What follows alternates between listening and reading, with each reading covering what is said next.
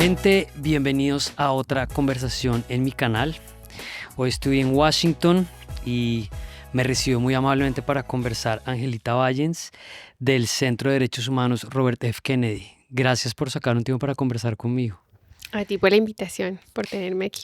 Bueno, Angelita lidera el programa de defensa internacional y litigio, abogada principal en varios casos de derechos humanos ante la ONU y mecanismos regionales, incluyendo, de lo que vamos a hablar, asuntos relacionados con libertad de expresión, libertad de asociación y violencia contra las mujeres. Es profesora adjunta de Derecho en la Facultad de la Universidad de Georgetown, del Law Center, y es compatriota colombiana como yo. Ya un tiempo acá largo llevas. Ya largo, sí. Bueno, entonces vamos a hablar de varias cosas. Vamos a hablar de esta coyuntura tan difícil para la sociedad civil. Vamos a hablar un poco de libertad de expresión, de mecanismos multilaterales, en fin, y de otras cosas que creo que le van a interesar a la gente. Y yo quería empezar preguntándote, pues por esta mirada de la coyuntura que entre quienes estamos en la sociedad civil se ve con preocupación. Yo digo que pues de ninguna manera era nuevo, pero pues por supuesto aceleró y abrió otros frentes más críticos con lo que está pasando con USAID, y de ahí de pronto podemos ir mirando también la sociedad civil cómo está parada, ciertas ideas sobre libertad de expresión, otros temas. ¿Qué dirías tú como para darle algo de sentido de ubicación o cómo te está relacionado tú con este momento también tan lleno de incertidumbre?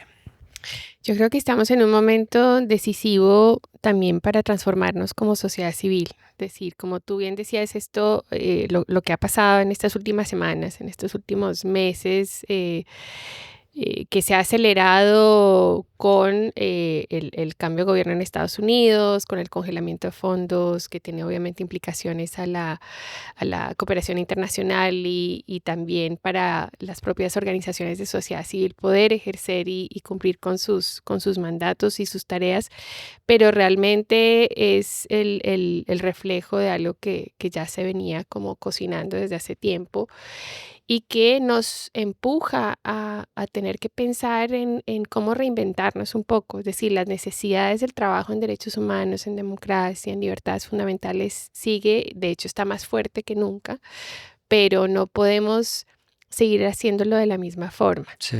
ni podemos depender de las mismas fuentes de financiamiento, ni de las mismas tácticas, y tenemos también, siento yo, que este es un llamado muy fuerte a, a- a que tenemos que salirnos como de esa cámara de eco en la que estábamos como sociedad civil, em, que cree en la igualdad de las personas, en los derechos fundamentales, y, y escuchar a la sociedad más amplia, a las comunidades, a las personas que están votando por líderes, por liderazgos, por partidos políticos, por movimientos que no creen en la democracia, que no creen en el multilateralismo, que no creen en la solidaridad internacional. Entonces, ¿qué es lo que esto nos dice también como sociedad civil y cómo podemos hacer un proceso más profundo de autorreflexión con el desafío de que hay que hacerlo y al mismo tiempo hay que seguir respondiendo a las necesidades cambiantes y crecientes que estamos viendo, ¿no? De emergencia incluso, que estamos viviendo en la región y en todo el mundo? Entonces, si uno descompusiera o tratara como de desagregar los elementos de esta crisis y ordenarlo de alguna manera, ¿por dónde podría irse? Porque está, por un lado, los problemas de financiación y de la filantropía internacional, que no solo es un asunto de dinero, sino también de dónde está como el interés o el enfoque de las causas que se están apoyando. Y más allá de si USAID iba o no iba a seguir dando dinero, ya había una pregunta, por ejemplo, en el sector de libertad de expresión, de derechos digitales, de espacio cívico, que es algo de lo que también te quiero hablar. Pero por otro lado, y quería enfocarme un poco ahí cuando hablas de tal vez salir de esta burbuja o tal vez buscar otra manera de hacer las cosas, ahí también había una pregunta y es ¿cómo está nuestro impacto? ¿Cómo está nuestra participación? Creo que hay como muchas cosas para decir, pero entre otras, las organizaciones están siempre intentando demostrar a sus donantes que está haciendo un trabajo que es relevante, pero siempre quedan preguntas de qué tanto eso se está logrando, cómo se está impulsando. Y otro elemento, pues es finalmente la visión frente a ciertos temas, ¿no? Que la gente de pronto siente que la democracia no es tan importante o que este cuento de los derechos humanos le oí decir a alguien en Colombia de pronto pasó de moda. Entonces, de esos elementos, ¿por dónde podríamos hablar para decir qué tipo de primera mirada podemos dar a eso? A dónde están como los anclajes de la crisis? Sí, empezando por esto último, yo creo que nos toca realmente hacer esa conexión con la persona, digamos, de a pie, común y corriente, que no está metida en el movimiento de derechos humanos y hacerle ver o conectar el por qué derechos humanos es algo que tiene un impacto en su vida diaria. Es cierto que la Constitución y la democracia no se come en un plato, ¿no? Y eso es algo que hemos escuchado mucho, como la motivación de muchos votantes, no solo en Estados Unidos, en otros países, incluso en Latinoamérica, para irse por gobiernos que traen una propuesta muy de extrema derecha y Vamos a resolver seguridad Claro, y tres cosas y ya exacto. está. Sí. Seguridad, economía, ¿no? Mm. Pero en realidad, ¿qué es eso? ¿Cómo lo aterrizas? Y que además tiene el problema de darse ya en un contexto donde la información no se maneja de la misma manera, ¿no? Y no, hay demasiada competencia de fuentes y de mensajes que muchos pues tienen la intención clara más bien de desorientar y de desinformar, ¿no? Entonces, el impacto, mira, yo estaba pensando en estos días con todo este tema del congelamiento de fondos de USAID y de otras agencias federales, que aquí en Estados Unidos también se ha sentido el impacto por sectores que tal vez votaron por el gobierno de Trump, ¿no? Claro. Los campesinos están sufriendo un montón porque todo el excedente de producción agrícola, digamos, de comida, em, gran parte, por lo menos, de ese excedente se le vendía a USAID. O sea, USAID Mm. era un cliente Buen punto ese. enorme. Y ahora, ¿qué va a pasar con eso? Además de todas las otras medidas, digamos, de asistencia y fomento a la agricultura en este país. Pero incluso el tema específico de USAID tiene un impacto en personas, en ciudadanos americanos aquí en Estados Unidos que ahora se dan cuenta que pues realmente no les conviene que USAID deje de funcionar y deje de apoyar y que esa asistencia extranjera no era necesariamente o no es un desvío de fondos que les podrían beneficiar, sino que al contrario es otra forma también de apoyar y de fomentar el empleo y la economía a nivel nacional, ¿no? Sí. Entonces, como que esa desconexión entre el impacto y la importancia de la labor que se hace con la cooperación, el desarrollo, con el impulso y la protección de los derechos humanos es algo que como que está muy lejos de muchas personas y tenemos que volverla a traer. Pero creo que otra cosa también, que ya lo sabíamos, pero es muy evidente, es que no podemos depender de Estados Unidos de la manera en que se depende ni desde sociedad civil, ni desde los organismos internacionales y Sí. multilaterales. Es decir, uno ve, por ejemplo, la Organización de Estados Americanos, que también está súper impactada, Sí, ¿no? totalmente. Por el congelamiento de fondos, porque el 40% bueno, por ahora los fondos regulares de la OEA no sabemos qué va a pasar, porque también entra todo esto dentro del proceso de revisión de cuáles organismos internacionales de los que hace parte Estados Unidos son, pues ayudan o son compatibles con los intereses de este gobierno o no, pero 40% del presupuesto de la OEA, si no es que es más, viene de Estados Unidos y de los fondos adicionales, que por ejemplo en el caso de la Comisión Interamericana, de la Secretaría de Seguridad Multidimensional de la OEA, alcanzan casi que el 90% de esos fondos adicionales que permiten a este departamento, a la Comisión Interamericana, llevar a cabo funciones básicas, ¿no? Ni siquiera cosas adicionales, sino realmente su mandato más básico. Entonces, esta dependencia y la falta al mismo tiempo de otros liderazgos, si estamos viendo solamente, si nos enfocamos en Latinoamérica, ¿dónde está México en términos también financieros? ¿Dónde está Brasil? ¿Dónde está Colombia? ¿No? Son países que con sus desafíos y todo a nivel económico, tienen más recursos de los que están dando, y también deben ejercer un liderazgo político mucho más fuerte del que hasta ahora han venido ejerciendo en estos espacios, ¿no? A nivel internacional, a nivel regional. Pero también, ¿dónde está la filantropía nacional? ¿Dónde está la filantropía en los países latinoamericanos?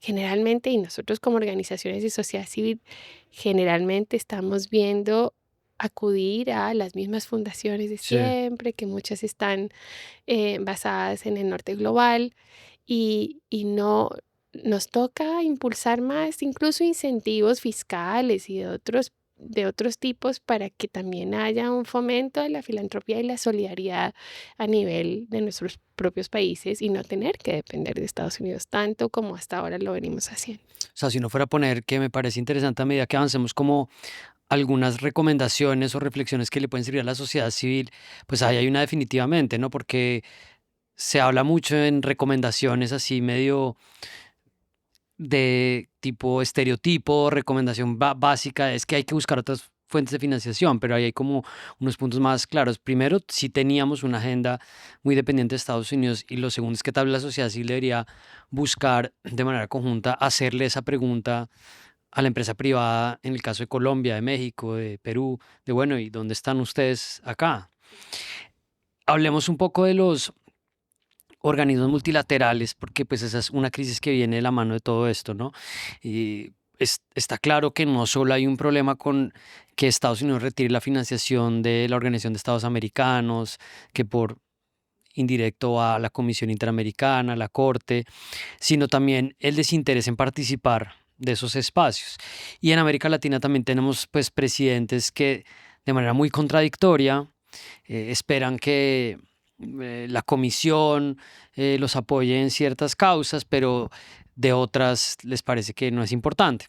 Para no ir lejos, nuestro presidente que logró recuperar sus derechos políticos, con razón diría yo, gracias al sistema interamericano, pero que cuando la Relatoría Especial y Pedro Vaca le dice como, bueno, mire, hay que tener cierto nivel de observación de los estándares, eso sí no le parece importante. Pero si uno mira discursos más duros como el de Milei o el de Bukele, están pues todavía casi que una relación despectiva, ¿no?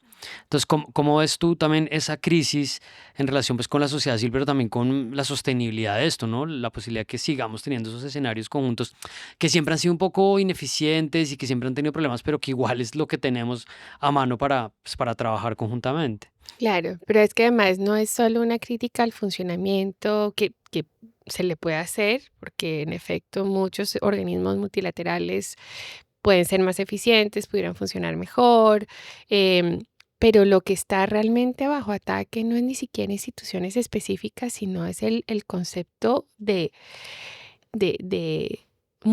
multilateralismo en general y de la obligatoriedad del derecho internacional, de las obligaciones de los estados en muchos temas, no solo en derechos humanos, ¿no? De manera más amplia, el derecho internacional está bajo ataque. O sea, esta idea de que hay reglas de juego, de derecho, en la cual el comportamiento de los estados se tiene que regir no solo respecto los unos a los otros, sino también a las personas que están bajo su jurisdicción, es algo que está directamente bajo ataque en este momento, ¿no? De nuevo, no es solo que se deje de financiar o que haya una actitud despectiva frente a, no sé, a la Comisión Interamericana o al Consejo de Derechos Humanos de Naciones Unidas, es que en general el imperio y de la ley internacional está bajo cuestión. O sea, cuando vemos que da igual las decisiones de la Corte Internacional de Justicia, hasta ahora no, o sea, en este momento no se están implementando ni por Israel, ni por Estados Unidos en el pasado, pero tampoco, o sea, es como una tendencia que puede seguir avanzando y que es muy preocupante, ¿no? Porque entonces algo que costó tanto y que sí es súper imperfecto, el sistema internacional, sobre todo el de protección de derechos humanos, tiene muchas debilidades, pero ¿qué hacemos si no lo tenemos? ¿No? Y yo creo que eso es casi que esta lucha en la que estamos ahora es mucho más esencial, va mucho más allá de si un mecanismo funciona o no adecuadamente.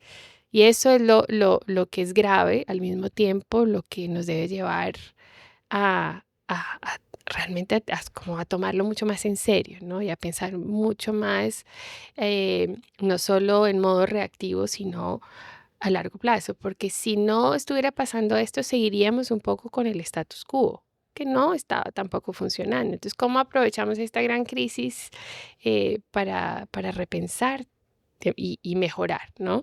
Sí, pero me parece clave ese punto de cómo dentro de esta crisis aprovechamos para evaluar de manera crítica pero propositiva qué tipo de ajustes tendríamos que hacer. Tal vez podríamos después devolvernos un poco a cómo desde la misma sociedad civil eso se repiensa, la estructura de las organizaciones, la manera como a veces estamos enfocados en unas visiones que no permiten moverse más rápido. Pero antes de tal vez volver allá, dentro del sistema interamericano, por un lado, tú ves que hay alguna respuesta o dentro de este ataque al multilateralismo para decir, venga, minuto que es que nosotros aquí tenemos algo para decir, porque yo siento que no, siento que un poco nos está llevando por delante la tormenta, pero lo segundo es si uno fuera a poner como el dedo en la llaga y decir, por aquí tenemos que empezar. Este es un camino en el que deberíamos centrarnos, pues de muchos, ¿no? Pues porque evidentemente no es una sola cosa. ¿Cómo lo ves? Es que pregunta más difícil, porque eh, y la verdad es que no te tengo una Sí, respuesta, como que tengo algunas ideas de al menos algunos pasos que creo que tenemos que tomar, sí, sí, ¿no? Eh, de nuevo, a mí me parece que conectarnos con la base social, o sea, con la gente fuera de nuestro ámbito que trabaja directamente en derechos humanos es muy importante. Eh, es hacer esta lucha, una lucha por los derechos humanos, por un orden internacional que reconozca la dignidad de todas las personas y los derechos y las obligaciones de los estados. Tiene que ser una lucha que sea transversal, que vaya más allá de quienes se dedican a esto como un oficio, ¿no? Vámonos un segundo por ahí. Yo Ok. me aseguro de que no nos quedemos por fuera del otro, pero me parece muy interesante porque hay, desde lo que nosotros trabajamos en Linterna Verde, lo que yo ahí mastico cada tanto, pues pienso en eso, ¿no? Bueno, ¿cuál es la historia que le estamos contando a la gente a la que supuestamente representamos o para quienes estamos Ujú. trabajando? Uno lo puede pensar en términos de audiencia, de ciudadanía y también pues de conexión. Entonces me parece chévere cómo profundizar eso, pues porque tú has tenido una experiencia desde distintas miradas y cómo se ve un poco eso. O sea, nos estamos quedando en un discurso que la gente no sabe en qué consiste, no lo ve en la vida práctica. O sea, hablemos un poquito más de Sí, eso. sí, esa es la impresión que tengo, es que la gente no lo está viendo en su día a día. Entonces, por eso lo que me decías que habías escuchado hace días, no, es que los derechos humanos pasaron de moda. Eh, esta impresión de que pasaron de moda los derechos humanos es muy diciente, ¿no? Porque en realidad los derechos humanos, o sea, tiene que ser del día a día de cualquier persona. Pues yo creo que hay como esta distancia entre el concepto que de derechos humanos que tenemos que aterrizar y hacer de nuevo, conectar un poco los puntos Sí, entre por qué es importante eh, por ejemplo, defender, y aquí yo sé que es un tema que quieres hablar también, defender el espacio cívico, porque es importante hablar de libertad de expresión, porque es importante defender el derecho a la protesta, em, porque no hay que demonizar ciertas cosas, y pensando específicamente en el derecho a la protesta y en Colombia, como la protesta, había sectores que estaban muy, digamos, estoy hablando, no sé, hace unos años, ¿no? El 2021, había gente que ya estaba molesta porque ¿no? Era como lo que sentían como la disrupción a su vida cotidiana, eh, pero cómo la ausencia de protección de ese derecho, por ejemplo, puede tener efectos directos en esa vida cotidiana si no se cuida. O sea, como creo que ahí hay que hacer un esfuerzo mayor de nuestra parte como, digamos, personas, organizaciones que trabajamos en derechos humanos, de, de mostrar esa relevancia, de que no es un tema de moda, es un tema de existencial realmente. sí. Y nos hemos vuelto, es que estoy pensando lo de derecho a la protesta es interesante porque leyendo y estaba hablando con una periodista que está intentando reconstruir con más detalle el estallido social en Cali.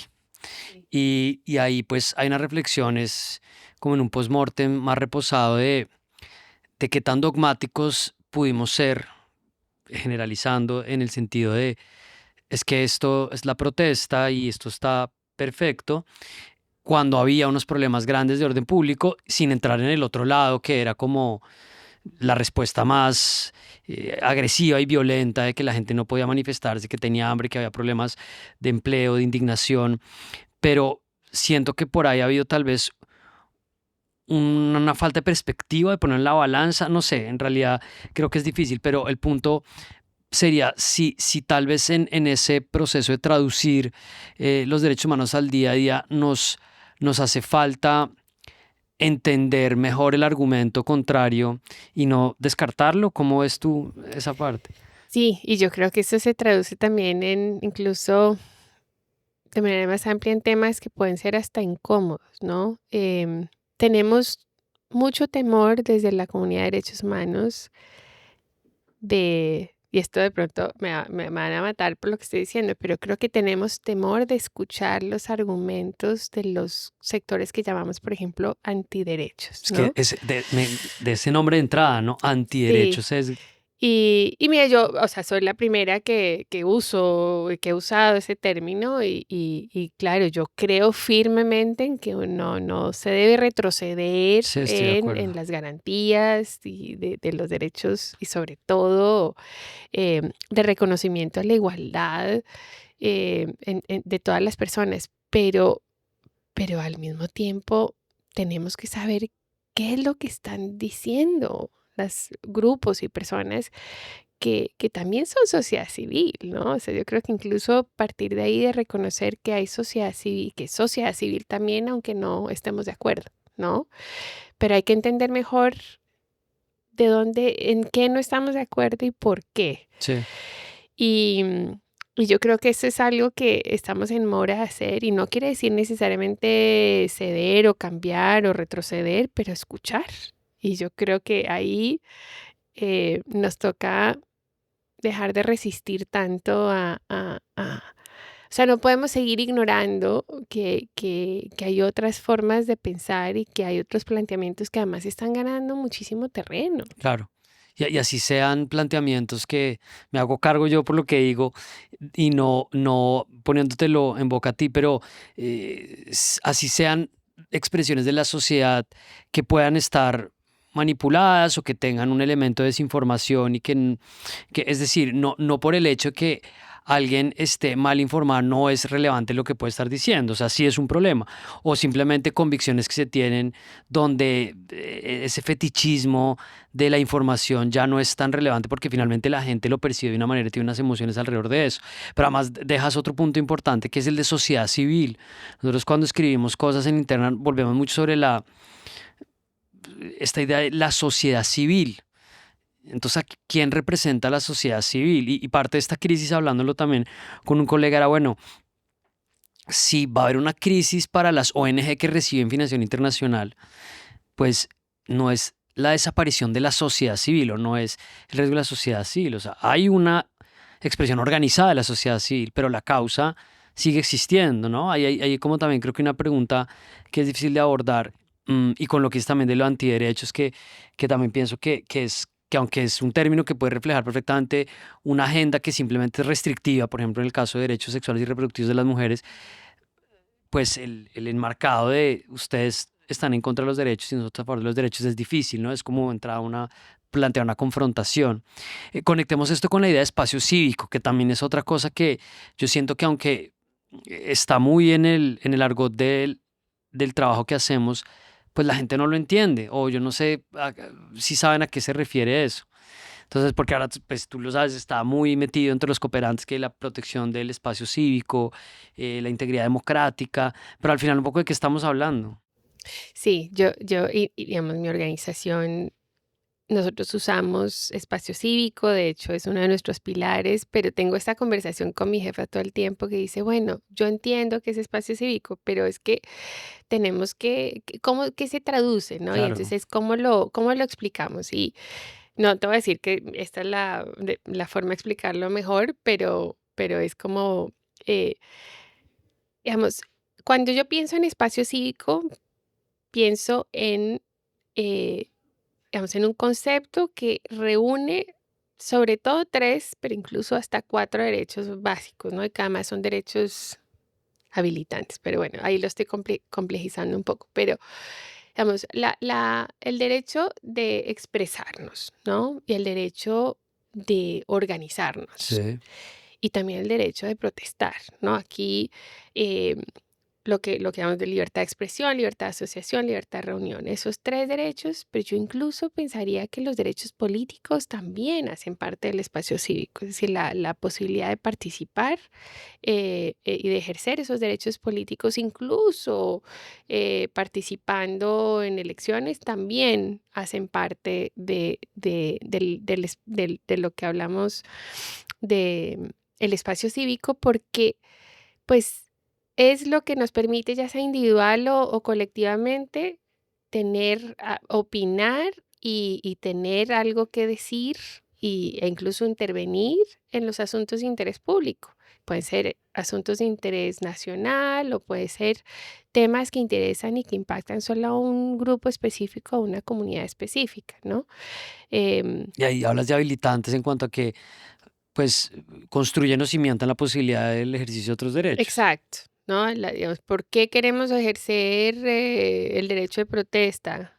Generalmente no es por protestar porque sí, ¿no? Generalmente si estamos protestando, si nos estamos manifestando, es porque queremos reclamar otros derechos, queremos proteger otros derechos, queremos reivindicar otros derechos. Lo mismo cuando nos expresamos eh, de otras maneras, ¿no? O cuando nos organizamos como colectivos, como asociaciones, como organizaciones de sociedad civil, pues es porque tenemos un fin y muchas veces ese fin es defender algún derecho, fomentarlo, protegerlo, en fin.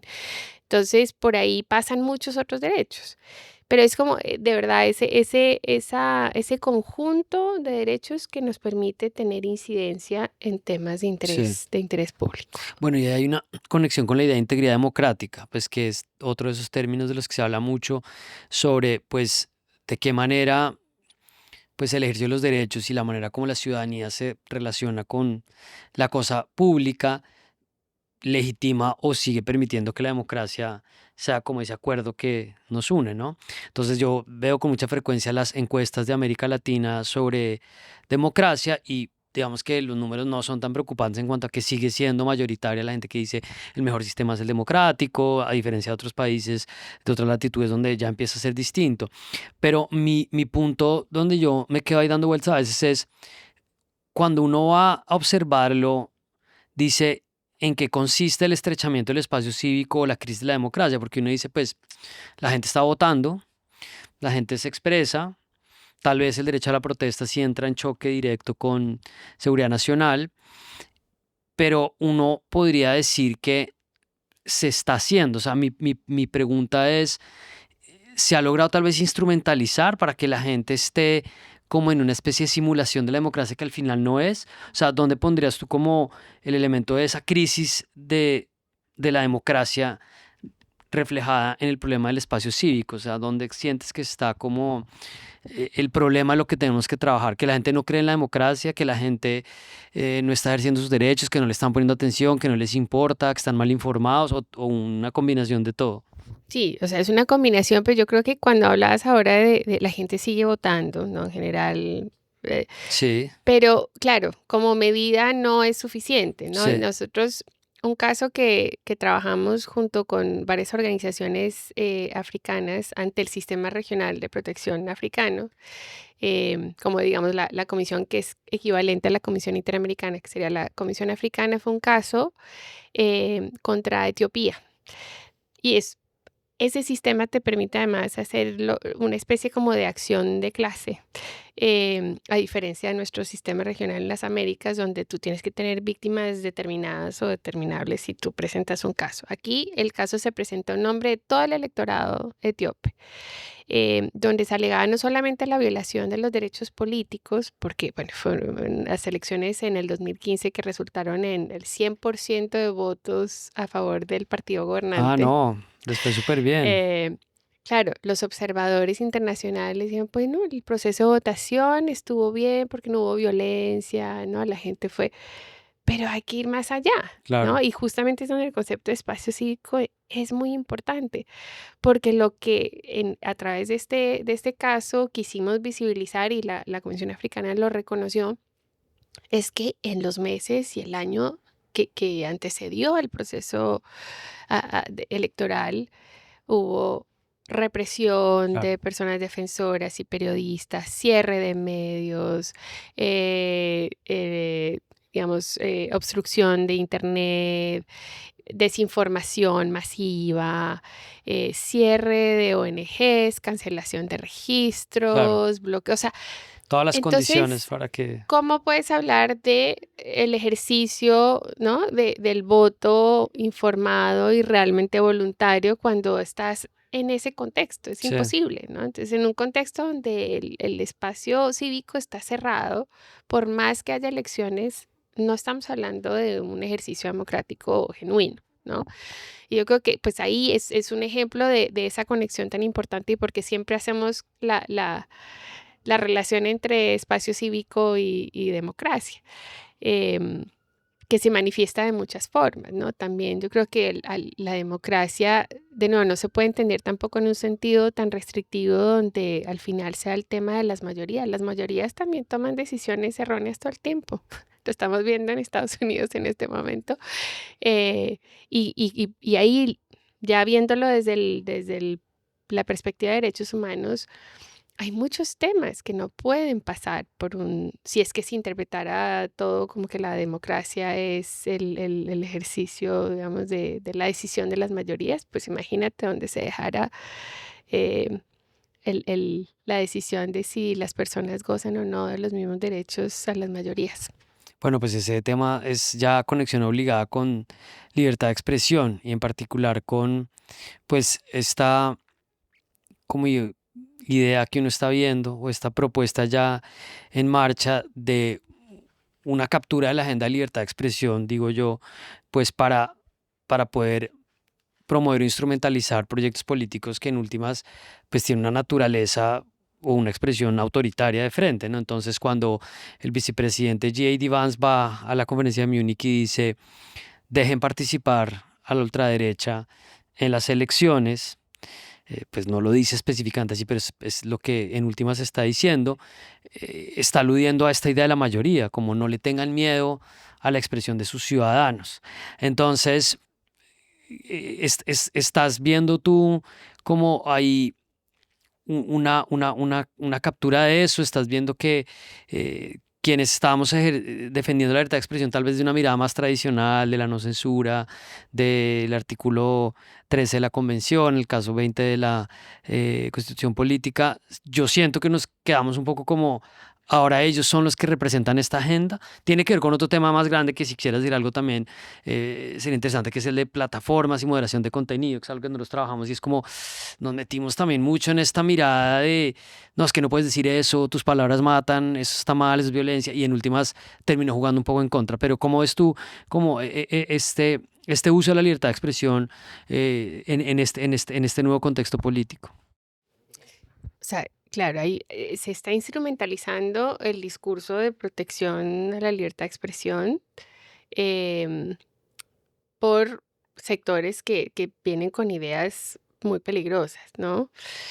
Ahora, el desafío es cómo no sacrificar la esencia de esta libertad tan fundamental. Y yo creo que, o sea, no te tengo una respuesta de cómo hacerlo. Yo creo que todo eso es parte Lo que hay pero que hay que encontrar. hablar de eso, hay que poder hablar de eso, hay que poder sentarse digamos, Mira, como organización nosotros trabajamos tanto temas de libertad de prensa y libertad de expresión como protección de personas LGBT contra la violencia, por ejemplo, donde hay muchos temas de discursos Claro. muy feos, que realmente generan un contexto que uno podría decir casi que invita a más discriminación y hasta pudiera ser violencia. Entonces, ¿hasta dónde llegamos, no? Como ese balance. Y son realmente excluyentes las protecciones, por ejemplo,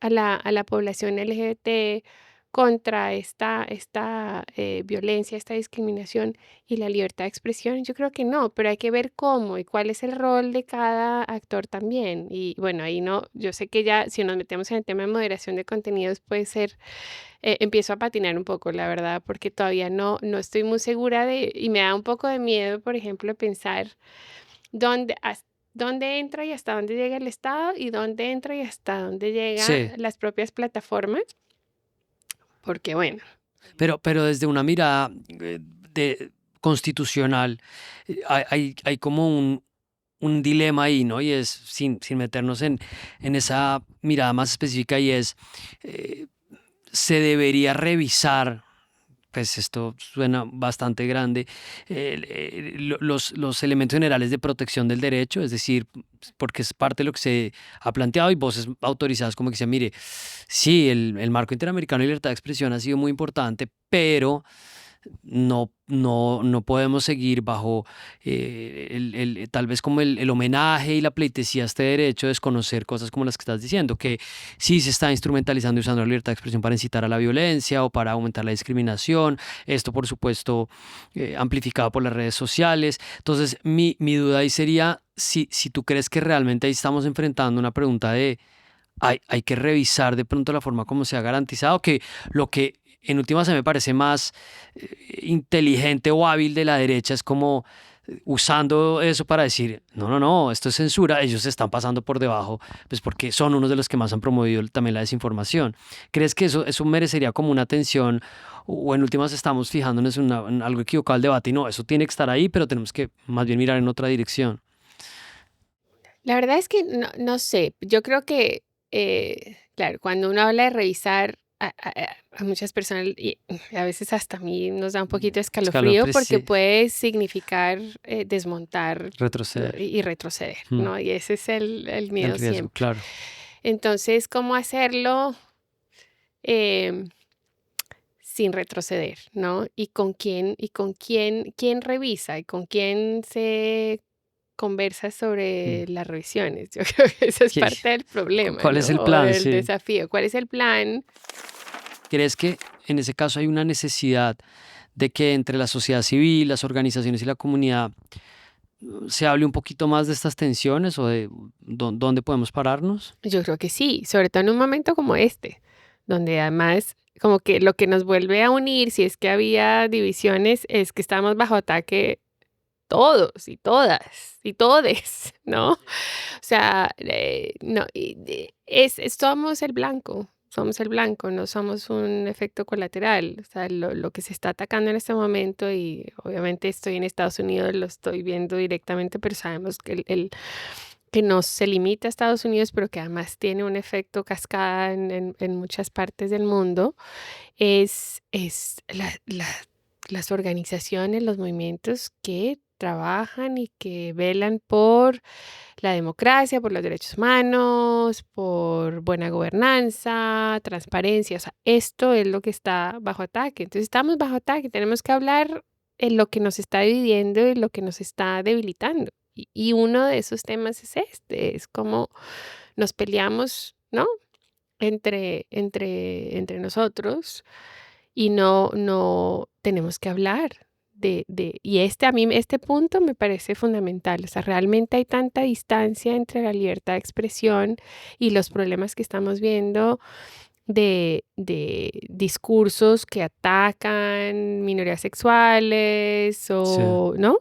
Hay tanta distancia, es tan o sea, no hay forma de resolver, no hay forma de llegar como a un compromiso o de resolverlo de otra forma sin necesariamente desconocer los avances y los estándares que se han logrado hasta ahora, proteger bastante bien en materia de libertad de expresión. Sí, además que tal vez si lo miras con los elementos que puedas sobre el tipo de impacto que tiene o el efecto, tal vez podrías decir si es un discurso problemático y si es una consternación que esté ahí, pero tal vez no nos está haciendo tanto daño o tal vez le estamos prestando mucha atención a que eso esté ahí. Yo pongo muchas veces como la comparación del parque, o sea, pues en un parque va a haber basura, va a haber zonas oscuras, pero no podemos decir esto tiene que estar limpio y tal vez nos quita capacidad de unirnos y entender como de, bueno, no está bien que esto esté pasando, pero si nos enfocamos más en dónde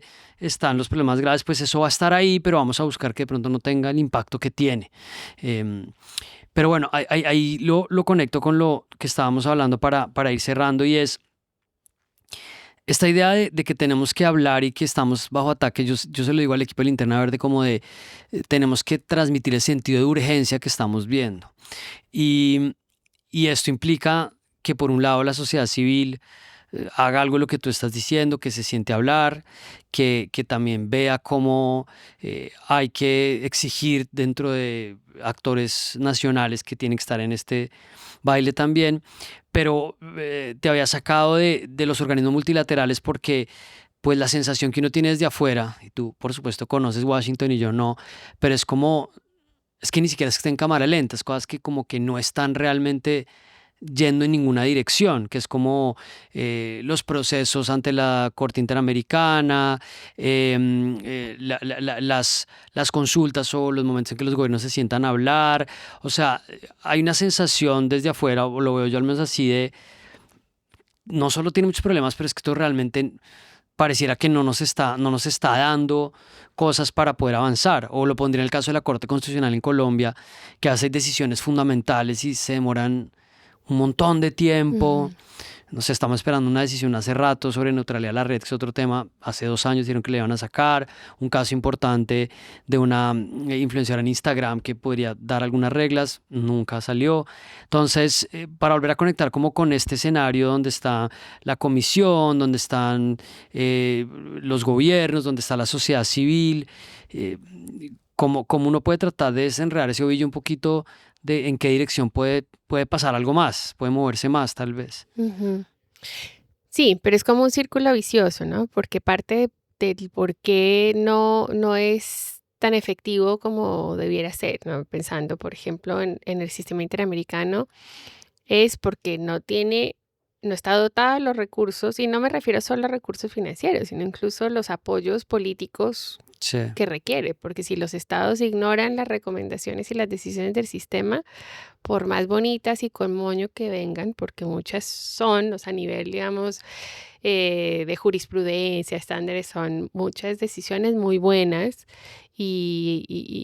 pero, pero pues no, ahí no se puede agotar la cosa, y creo que es parte del problema. Ahora, eh, y hay muchos problemas, hay muchos desafíos, algunos son externos y dependen de los estados, de la voluntad política, que se traduzca también en apoyo financiero, pero también hay problemas internos de mejorar la eficiencia, de enfocarse un poco más en las cosas más importantes.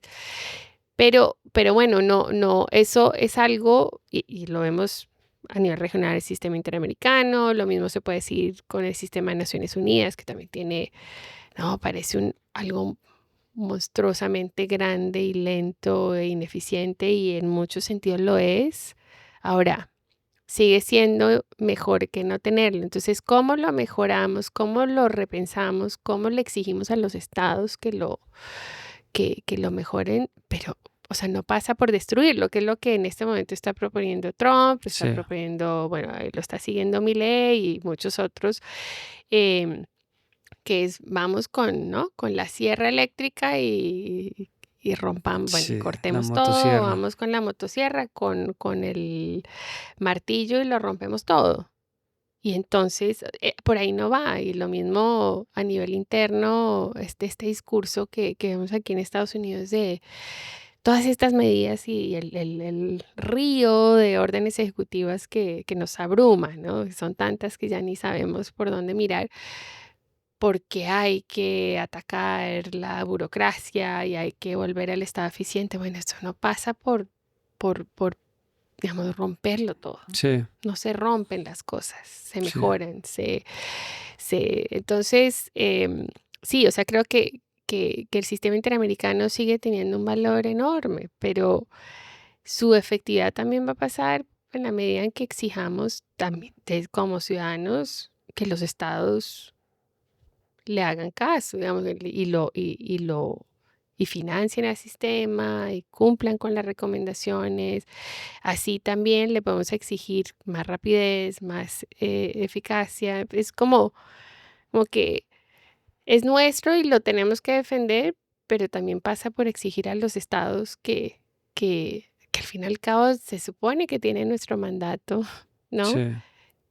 Que cumplan con esas decisiones, porque todavía sigue contribuyendo bastante, o sea, hay muchas decisiones muy importantes que siguen, claro, vemos los problemas y lo que no se está haciendo, pero las cosas que sí, las decisiones que sí se dan, algunas medidas que sí se cumplen, tienen un impacto enorme.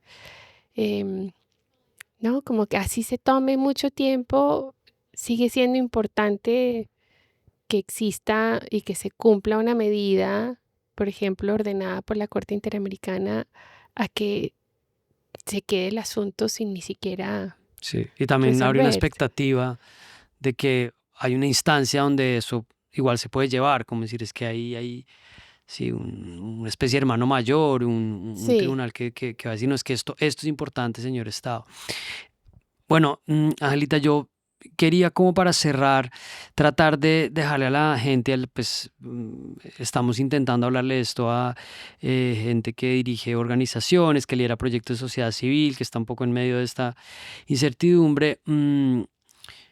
Casi que como manera de resiliencia, como ideas o pueden ser como desde un libro, desde un proyecto o desde una mirada distinta de dónde puede encontrar de pronto uno algún polo a tierra, decir, bueno, por acá voy, casi que una cosa medio budista decir, cómo estoy con este presente y cómo lo tramito.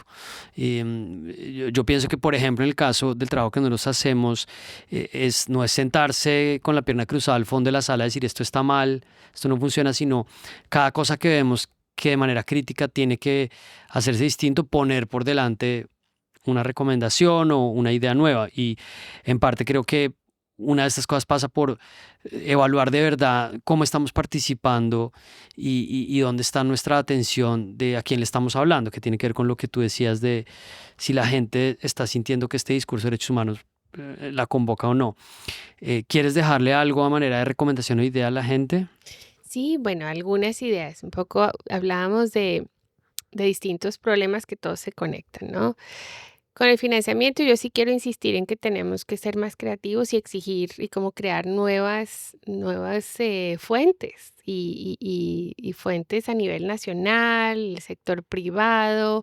Hay que promover medidas para que sea interesante para el sector privado y para las personas individuales, mostrar solidaridad a la Sí, sociedad civil, ¿no? Con incentivos fiscales o de otras maneras, pero tiene que.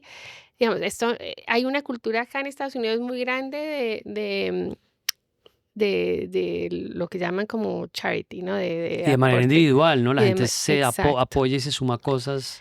Y porque también hay unos incentivos importantes. No es solo, hay mucha gente que lo hace de corazón, pero también hay mucha gente que lo hace por una razón muy pragmática, porque le conviene a Claro, y la hora de eso, los impuestos. Busquemos la forma de que sea más interesante también en nuestros propios países, en el resto de la región. Y también fomentar y motivar nuevos liderazgos para no depender de los mismos de siempre y mucho menos de Estados Unidos, ¿no? Que yo creo que ya por ahora y por los próximos años que vienen no es no una va a opción, ser, sí. ¿no? Eso por el lado, digamos, del financiamiento. Ahora, eso no es de la noche a la mañana y mientras tanto no estoy solucionando nada, digamos, eso lo tengo muy claro. Eh, y con las bases, como volver a conectarnos. Yo creo que ahí las organizaciones que trabajan mucho más con bases comunitarias tienen una ventaja grande y es que ya digamos, la audiencia está ahí. Y creo que a organizaciones que tal vez estamos un poquito más lejos, porque estamos más Sí. profesionalizadas, nos toca buscar hacer alianza con estas organizaciones que tienen una base más comunitaria y hacer puente, ¿no? Sí, una conexión como con lo real, ¿no? Con las personas Sí, que se nos pierde cuando estamos en cierto nivel de esta conversación. exacto. Es una maravilla que digamos, las tareas de derechos humanos se han profesionalizado en las últimas décadas. Eso es muy bueno, pero también ha venido con una distancia cada vez mayor con la gente Sí, para la cual estamos trabajando al fin y al cabo. Entonces, ¿cómo hacemos? Y ahí quienes nos pueden ayudar son sobre todo las organizaciones de base. ¿Qué podemos hacer con los consejos comunitarios? ¿Qué podemos hacer con otras formas de organización que no necesariamente implica cambiar? No todas las organizaciones podemos ser organizaciones de base o comunitarias, pero ¿cómo podemos trabajar más de la mano con las que sí lo son? sí, ¿No? sí, me parece chévere y creo que va también como a la idea de si alguien va a salir a exigir o a defender, pues en últimas van a ser estas personas, estos ciudadanos. O sea, yo estoy seguro que en muchos frentes de USAID, como en temas de niñez, de alimentación, lo que tú dices de los campesinos de acá, que me parece revelador, pues gente que sí va a alzar la mano y va a decir, oiga, ¿qué está pasando? Pero si le quitan pues la cooperación a una organización como nosotros o que está en libertad de expresión como la gente, pues sí, lástima, o no, ni siquiera se van a enterar. Pues se nos quedan varios temas, Angelita, pero no te voy a quitar más tiempo, me parece chévere y de pronto podemos volver después a tener otra conversación. Yo feliz, mil gracias de No, a nuevo ti.